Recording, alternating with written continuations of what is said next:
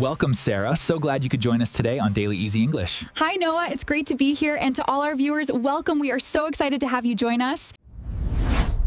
Your daily journey in English starts now. Let's begin. You know that incredibly specific feeling of panic when you're mid-conversation in a foreign language and suddenly your brain just entirely shuts down? Oh, absolutely. It's like a complete system failure. Great. Like, picture this. You are sitting at a little cafe in Paris, or maybe, I don't know, a crowded tapas bar in Madrid. Sounds lovely, honestly. Right. Until the waiter asks you a completely simple, everyday question, and you know exactly what you want to say. The thought is perfectly formed in your native language. But then you have to actually say it. Exactly. As you desperately try to ferry that thought across the mental river into the new language, the machinery just grinds to a halt. The waiter awkwardly shifts their weight. The moment passes and you're just left sitting there, nodding politely in total silence. Yeah, it's a uniquely isolating experience. Yeah. You are essentially trapped inside your own head. It really is. What's actually happening to us in that moment? Well, what's happening is basically a cognitive traffic jam. The process you're trying to execute is entirely linear and, frankly, highly inefficient. Because you generate an idea, right? Yeah. Then you route it through your native language. Then you actively search for a translation. And then finally, you attempt to output the target language. That is a lot of steps for a simple coffee order. Exactly. By the time you get through all those mental toll booths, the conversation has completely moved on without you. That is such a perfect way to describe it. And honestly, it makes learning a language feel like this impossible, towering mountain of rote memorization, just exhausting mental gymnastics. It does. A lot of people feel like unless they literally pack up and move to another country, they're never going to get past that clunky translation phase. But today, we are going to completely dismantle that mountain.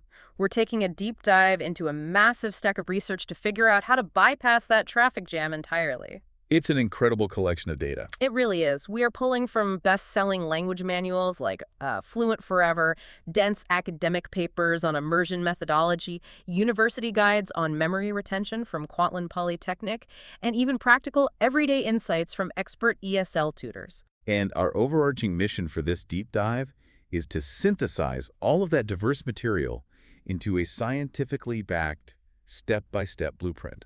Right, because we are not just looking at how to scrape by on a high school vocabulary test here. Not at all.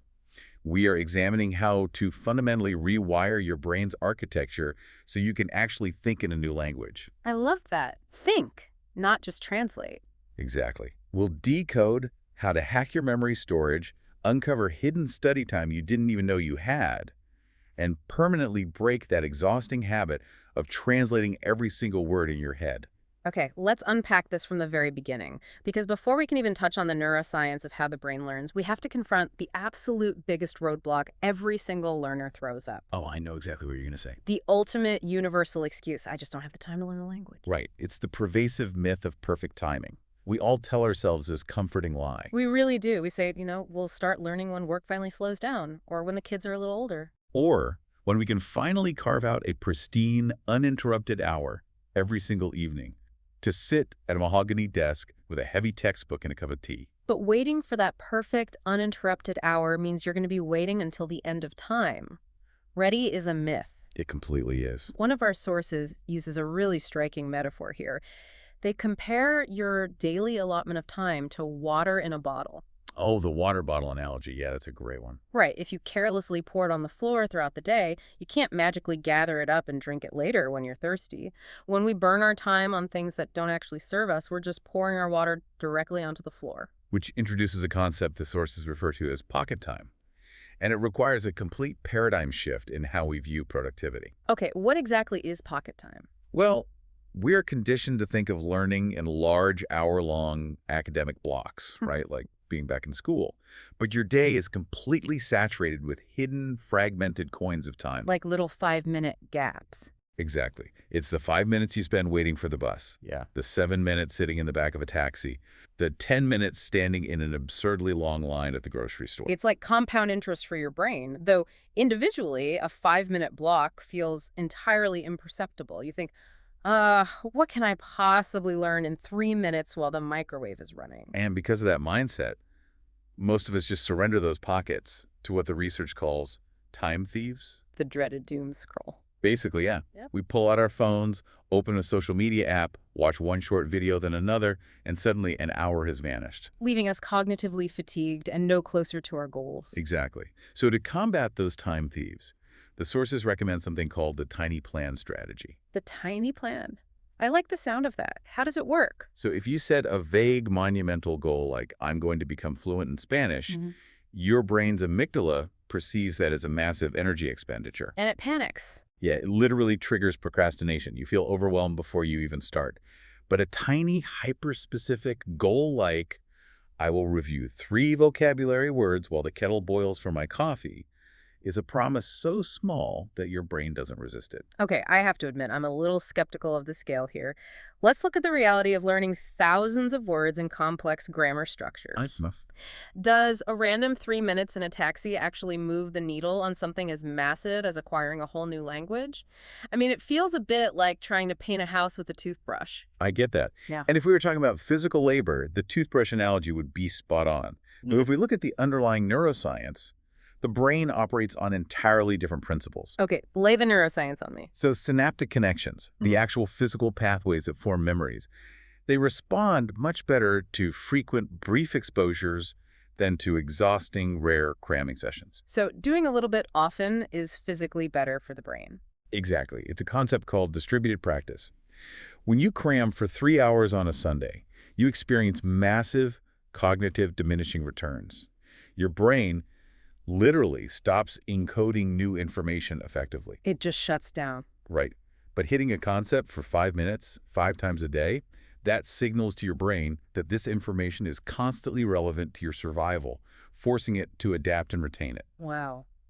Which fundamentally changes how we should view our downtime. Yeah. And I want to point out, the sources also make a crucial note that this doesn't mean you should be studying every waking second. Definitely not. That would be a recipe for burnout. Right. Rest is actually a critical part of the learning cycle. They compare the brain to a battery. If you are constantly draining it without ever letting it recharge, it just degrades. You have to sleep. You have to relax. Exactly. You don't need to fill every single pocket of time, but redirecting just a few of those lost moments toward a targeted goal creates a staggering cumulative effect over a year. That brings up the next logical hurdle, though. If you have successfully captured these 5-minute pockets of time, what do you actually do with them? Good point. Because if your strategy is to pull out a dictionary and stare at a static, alphabetical list of vocabulary words while standing in line at the bank, you're going to abandon the project within a week. Because it's incredibly tedious. It is. And more importantly, the human brain is just terrible at retaining list-based information. We've all been there. I mean, you drill a list of words on Monday, you feel like a linguistic genius, and by Thursday, it's as if you never looked at the page. The information just evaporates. Well, that evaporation is actually a heavily studied biological feature, not a bug. Wait, really? Our brains are designed to forget. Absolutely. Yeah. In the 1880s, there was this German psychologist named Hermann Ebbinghaus. He conducted a series of pretty grueling self-experiments on memory. Okay, what did he do? He created over 2,000 nonsense syllables, just random consonant, vowel-consonant combinations like ZUC or QAX, Why nonsense words? so that he wouldn't have any pre-existing emotional connections to the words. It had to be raw, pure memory. He then memorized lists of them and meticulously tracked how long it took his brain to forget them. And what did he find? Because frankly, I feel like I could have saved him the trouble and just told him my brain forgets things immediately. His data proved exactly that, actually. He discovered what is now famously known as the forgetting curve. The forgetting curve.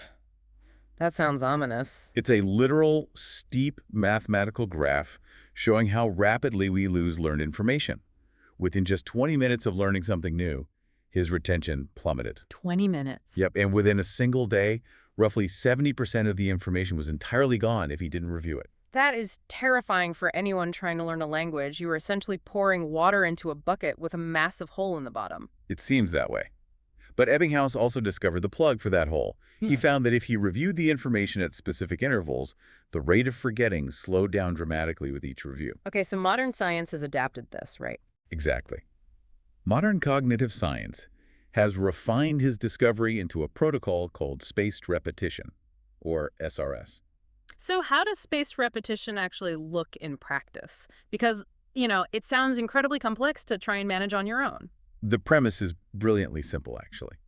Instead of reviewing a new word every single day, which wastes time on things you already know, you review the material at systematically expanding intervals. So the gaps get longer. Right. You learn a word today, you successfully recall it, so the system waits, say, 3 days to test you again. Okay. If you get it right again, the system waits a week, then 3 weeks, then 2 months.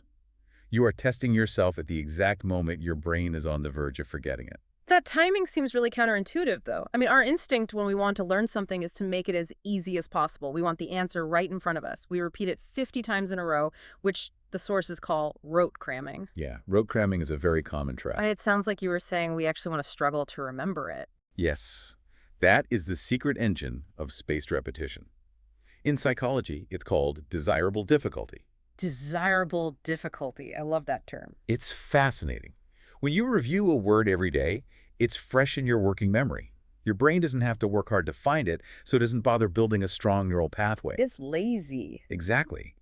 But when you wait a week, the memory has started to decay. When you force yourself to retrieve it, that split second of intense mental struggle triggers a biological response. Like a workout for your neurons. Precisely. The brain essentially says, wow, that was hard to retrieve, but we clearly still need it. It then wraps that specific neural pathway in a fatty substance called myelin. Myelin. What does that do? It acts like insulation on a copper wire, making the signal fire significantly faster and stronger the next time you need. So you are literally changing the physical structure of your brain through that momentary struggle. That's incredible. And you don't even have to do the math to figure out these intervals yourself. No, thankfully, there are tools for that. Right. The sources highlight several. There's a tactile analog method called the Leitner box. Have you heard of this? Yeah, the physical flashcard boxes. Exactly. You have physical flashcards that advance through a series of numbered boxes on your desk. If you get a card right, it graduates to a box you check less frequently. If you get it wrong, it goes all the way back to the daily box. It's very satisfying if you like physical objects. But if you want something that requires zero setup, there are highly sophisticated digital tools like Anki or Memorang that just run the algorithm for you on your phone. And what makes those digital tools so engaging is how they dynamically adjust the psychological experience of learning. How do they do that? Because the software constantly pushes the easy words far into the future and aggressively brings the hard words back to your daily feed, the difficulty is perfectly calibrated to your exact skill level at all times. So it's never too easy or too hard? Right. It keeps you in a state of flow, much like a well-designed video game. And the research notes that this algorithm is so remarkably effective that it transcends language learning. I mean, medical schools use spaced repetition software for neurosurgery training to ensure doctors retain vast amounts of anatomical data. It's standard practice in a lot of med schools now. And it has even been deployed in clinical settings to help Alzheimer's and dementia patients retain the names and faces of their own grandchildren for months longer than they otherwise would. It's basically a fundamental hack for the human hard drive. It really is, which is incredible for data retention. Yeah.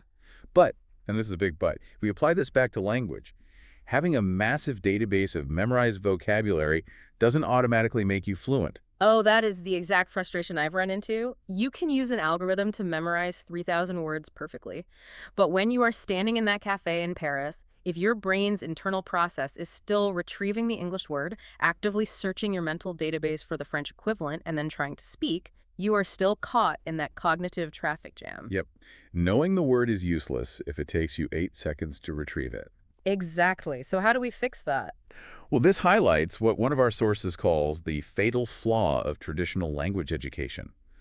For decades, classrooms have been teaching us to practice translation, assuming that fluency will eventually emerge from it. But it doesn't. No, because translation and fluency are two completely different cognitive tasks.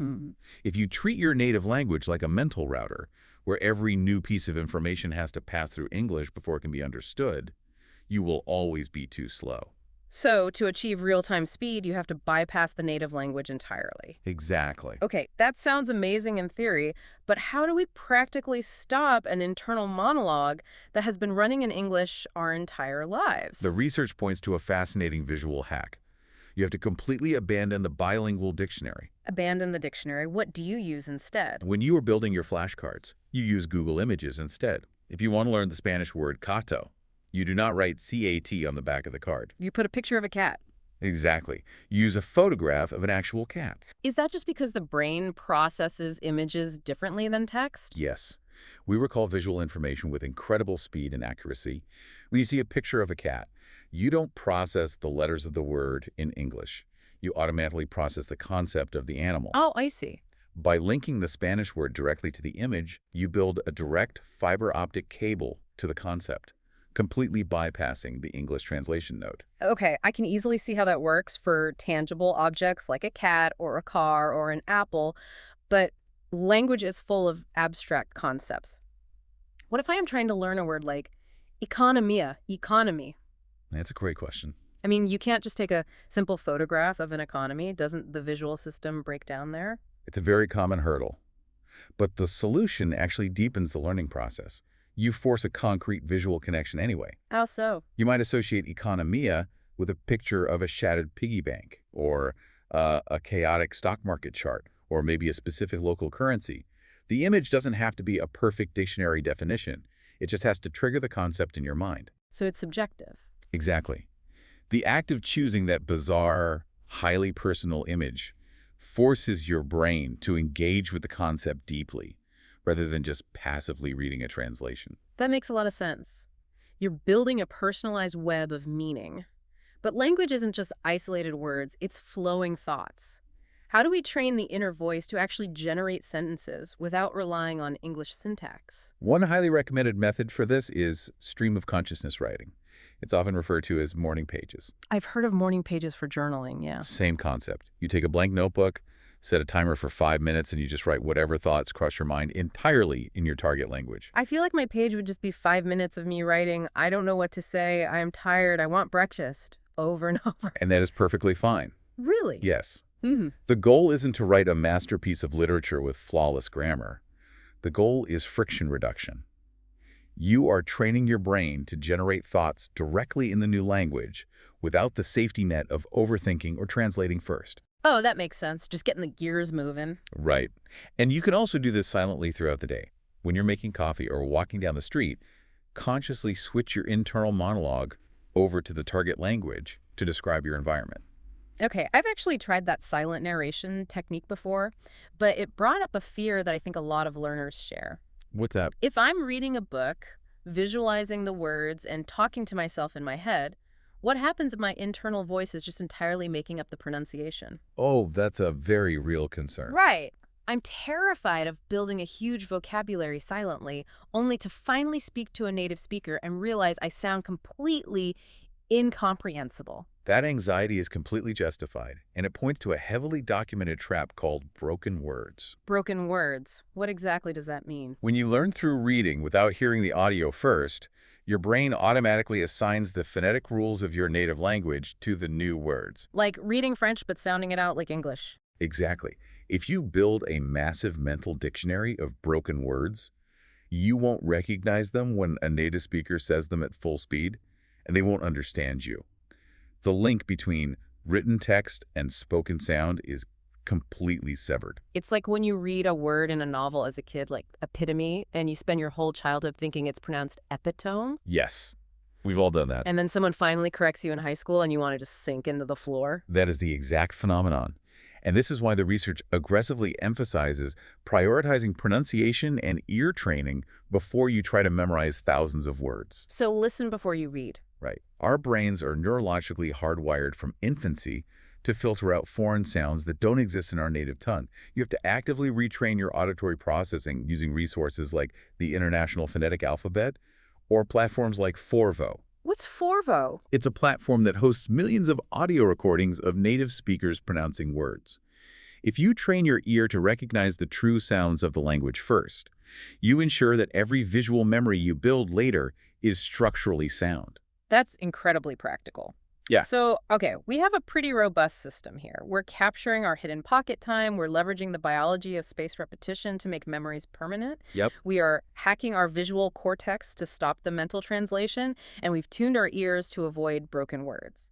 But taking all of that from the study desk out into the chaotic real world still feels like a massive leap. It's definitely the hardest step. When you are actually speaking to someone, you can't control the vocabulary they use, and you can't hit pause to think. How do we transition from controlled practice to living, breathing fluency? To bridge that gap, we have to look at how human beings naturally acquire language in the first place. Okay, like as babies. Exactly. Children do not sit down with conjugation charts and flashcards. They possess an intuitive cognitive mechanism that linguists refer to as the language machine. The language machine. And this machine requires a specific type of fuel.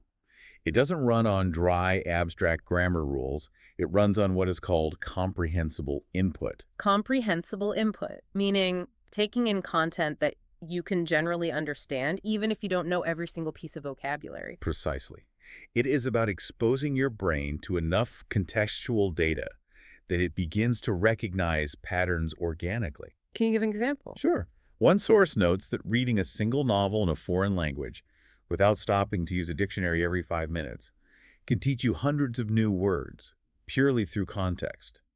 Your brain just figures out the meaning based on the surrounding plot. Oh, so you just keep going even if you're slightly confused. Exactly. Or watching television with the subtitles set to the target language, not your native language. Right, because if you leave the English subtitles on, your brain will take the path of least resistance. You're basically just reading an English book while foreign noises happen in the background. Exactly. You tune the audio out completely. But even with all that great input, eventually you have to output. You have to open your mouth and speak. And that is where the anxiety peaks. Which brings us to the ultimate crucible of fluency, the game of taboo. Like the board game. Basically, when you are practicing with a native speaker or a tutor on a platform like italki, you have to enforce a strict, unbreakable rule. No native language allowed under any circumstances. Let's walk through how that actually plays out, because the research provided a really great example of this. It's a power bank example. Yeah. Say you are in a conversation and you urgently need to talk about a power bank, but you realize you never made a flashcard for that word. You don't know it. And the immediate, overwhelming instinct is to break character, revert to English, and ask, hey, how do you say power bank? But the moment you ask for the translation, you have lost the game. You've reinforced the brain's reliance on the native language. Instead, you have to describe your way out of the corner. You use the simple words you do know. So you would say something like, the small portable box, the battery that you use to charge your phone when you're traveling. Exactly. It's essentially real-time linguistic gymnastics. It feels messy and uncomfortable, but instead of giving up when you hit a wall, you are forcing your brain to build a brand new bypass road around the obstacle. That is so true. And that ability to improvise, to navigate around the gaps in your vocabulary without freezing, that is the true definition of fluency. People think fluency means perfection. It doesn't. Right. Fluency is not knowing every single word in the dictionary. I mean, no one even knows every word in their native language. Exactly. Fluency is the confidence to keep the communication flowing regardless of the roadblocks. And to train this, the sources highly recommend deep immersion environments, right? Yes. Local language clubs or intensive language holidays where breaking the no English rule is strictly policed. It acts like a language boot camp. When you completely strip away the safety net of your native tongue, the brain adapts remarkably fast to the new environment because it feels like a survival necessity. It is quite literally strength training for your cognitive networks. And as we bring all of these strategies together, it is worth stepping back to ask why we put ourselves through this demanding process in the first place. It is a lot of work. It is. But the benefits extend far beyond ordering a coffee in Paris or padding a resume. Neuroscientists have documented a profound phenomenon known as the bilingual effect. This is where the research gets incredibly inspiring to me. The act of constantly managing two languages physically strengthens the brain's executive function. Which is your ability to focus, multitask, and filter out distractions. Right. And studies have actually shown that speaking a second language can delay the onset of cognitive decline, including dementia and Alzheimer's, by an average of 5 years compared to monolingual individuals. It physically builds a more resilient brain. But beyond the neurological health benefits, there's a deeply human element to all of this. Learning a language fundamentally shifts your perspective. How so? The version of you that speaks French or Japanese or Arabic might possess a slightly different personality. You might find yourself more animated, more direct, or more poetic than the version of you bound to your native tongue. I love that idea. You aren't just memorizing new labels for old things. You're acquiring an entirely new lens through which to view the world and connect with humanity. It reveals a completely new side of your own character. So we want to leave you with a final lingering challenge to carry with you today. A little homework. Exactly. The next time you find yourself with a pocket of free time, maybe you're just walking down the street or standing at the sink doing the dishes, try narrating your inner monologue entirely in your target language. Don't translate your English thoughts. Right. Just try to observe the world around you directly in that new language. You might be surprised to discover a completely new version of yourself, just waiting for the right words to finally speak up. I think that's all the time we have for today. I had a wonderful time, thanks. Me too. Thanks for tuning in. Remember to like and subscribe.